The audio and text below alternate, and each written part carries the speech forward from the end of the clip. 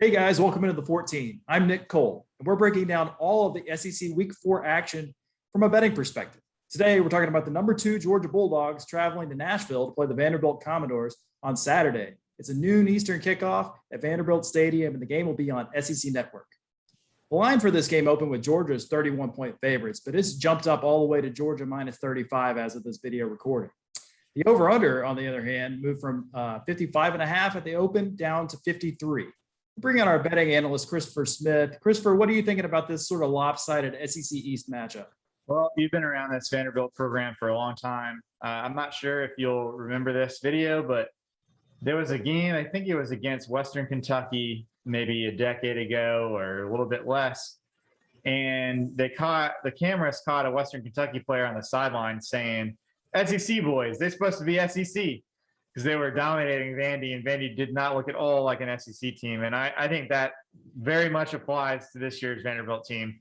And they're going against potentially the best team in the country in Georgia. So we'll see how that plays into this handicap and if the fans in Nashville can stomach this game at all. But Nick, why don't you give us the news and notes heading into this big matchup on Saturday? Yeah, sure. So let's start with the weather and injuries. From a weather standpoint, we shouldn't have anything to worry about on Saturday in Nashville. We got a high of 79, partly cloudy, maybe a little bit of wind. It's forecasted between 8 to 10 miles an hour.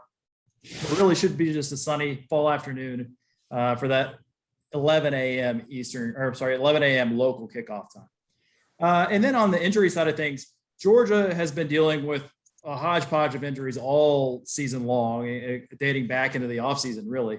But let's update a few of these. Georgia tight end Darnell Washington and defensive back Tyke Smith may or may not return after missing significant time there. So they may have some reinforcements coming. Obviously, we saw JT Daniels get back on the field in week 3. So that's no longer a concern. And then just sort of throwing a little carrot in front of Georgia fans who I'm sure are well aware of this already, but star wideout George Pickens, who blew out his ACL in the offseason, was spotted on the practice field this week. And I hear, listening to the reports, they're maybe not so close to actually playing in a game, but the fact that he's out there moving around and trying to get ready maybe gives you a little bit of hope that, down the road, this team has national championship aspirations. Maybe he might have an outside chance of contributing at some point later. And then on the Vanderbilt side, it's some devastating news for the Commodores. The starting running back, Ramon Davis, is out for the season after an injury sustained against Stanford in week 3. And then they've got offensive lineman Michael Warden, tight end Ben Bresnahan, and defensive back Deshaun Jerkins, who are all listed as questionable. Bresnahan's missed the last couple of games. The Commodores have been without him, but Jerkins actually played last week, so maybe they'll see him still on the field. News and notes wise, mentioned a little bit earlier, but after a week away, JT Daniels returned and was sharp in the SEC opener for the Bulldogs.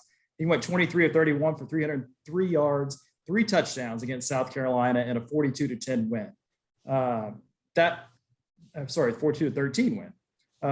It's been a long time since we were worried about the Georgia offense, but if you remember back to week 1, we were all, oh, what's going on here? They've only they won against Clemson 10-6, didn't score an offensive touchdown, and all of a sudden, the last couple of weeks, they just keep scoring and keep scoring and keep scoring. It doesn't even really matter. It's JT Daniels, it's Stetson Bennett. Now, obviously, the competition was not quite up to Clemson's defensive standards, but still, I think a lot of our questions about that Georgia offense have been quieted over the last couple of weeks. And Vanderbilt gave up 41 points against Stanford in week 3 and a loss there. So I don't think they've got much to worry about standing in their way for another productive week for the Georgia offense. And then I go back to Vanderbilt again, bringing back up the trouble at running back. That's going to be a real big issue for the Commodores entering conference play. Ramon Davis was a transfer from Temple who was slated to be their starting running back after they lost, I think, 3 key contributors at running back to offseason transfers. And, obviously a transition from Derek Mason to Clark Lee created some of that, but they're very thin at running back. So, a guy like Rocco Griffin ran for 107 yards in place of Davis in that loss to Stanford. And you say, well, maybe they'll be okay. But he's 5'6", a little bit undersized, and he's the only guy with any real experience left in that Commodores backfield. They've got a couple of true freshmen backing him up. And when you're entering an 8-game SEC slate with a 5'6" running back and a couple of true freshmen to back him, that spells trouble to me for a team that already has offensive line issues. So they're going to have a hard time convincing Georgia, who is one of the best defenses in the nation, that they can run the ball effectively. And if they can pin the air back and come after Ken Seals, it may spell trouble for the Commodores. Christopher, from a betting perspective, what are you thinking about this game? Well, I think a lot of handicapping this game, just like it would be if Georgia was facing an FCS team or a middle of the pack group of 5 team, is about late in the game. And once Georgia has called off the dogs, bad pun there. And you look at Georgia's defense, they've given up 2 touchdowns in their 3 games. And the first one came when they were up 56-0 with 5 minutes left against UAB. And the second one came against South Carolina. They were up 40-6 through an interception. South Carolina scored with about 11 minutes to go in that game. So both of their touchdowns were when they had at least 5 score leads or greater. And, Clemson, South Carolina, and UAB are not exactly bottom of the rung teams, even at the group of 5 level on the UAB side.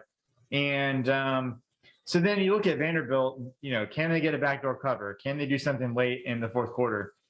And they've scored 9 points in the fourth quarter through 3 games. That's their worst quarter of any of the quarters.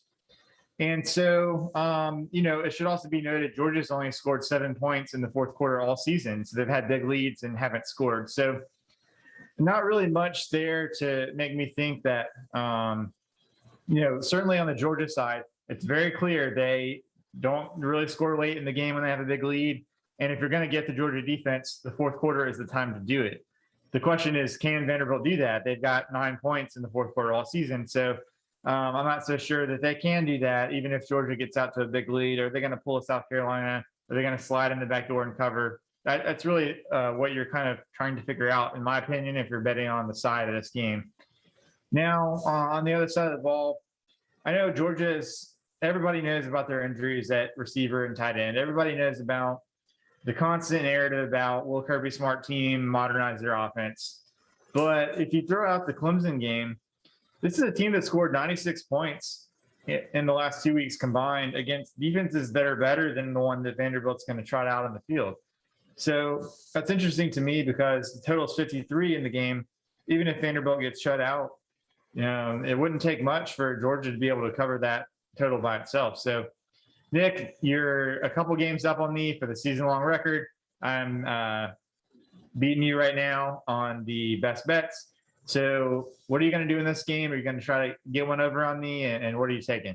So I'm really sorry to the Vanderbilt faithful that I made many friends with over the years, but there's no chance that the Commodores win this game. And really, I think they're going to have a hard time scoring without being able to establish the run against this Georgia defense.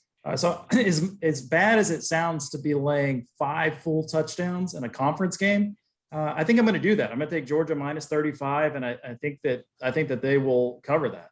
But this is a tricky one. You mentioned, Georgia maybe getting there all by themselves on the total, but I feel like Vanderbilt's defense will do enough to keep Georgia out of the 50s, but I just don't know that they're going to score at all. So give me the under 53. But I think this one's going to be tight on that number. How about you? Where are you at on it? Yeah, so my favorite bets for this game is look at a first half spread in favor of Georgia. Like we mentioned, they call off the dogs late. And then look at Vanderbilt's first half team under, if that's an option at your sports book. But if you make me give a side and a total for the full game, I'm taking Georgia minus 35 and I'm taking over 53. I think that part of the problem with trying to figure out how many points Georgia is going to score is not just assuming that Georgia is going to get a normal amount of possessions at a normal field position in this game. Vanderbilt's offense is going to also give Georgia a lot of short fields. They may give Georgia a few turnovers, may even give up a defensive score to Georgia. And I think Georgia's more than capable of seizing on some of that momentum if Vanderbilt makes mistakes or goes 3 and out and Georgia has the ball all game long. And so I don't think it's just a matter of handicapping only the Vanderbilt defense in this game. So I'm going to say Georgia minus 35 over 53. But like I said, again, if you can get a first half spread, that's the way to go in this game. For Nick Cole, I'm Christopher Smith for the 14, and we'll talk to you next week.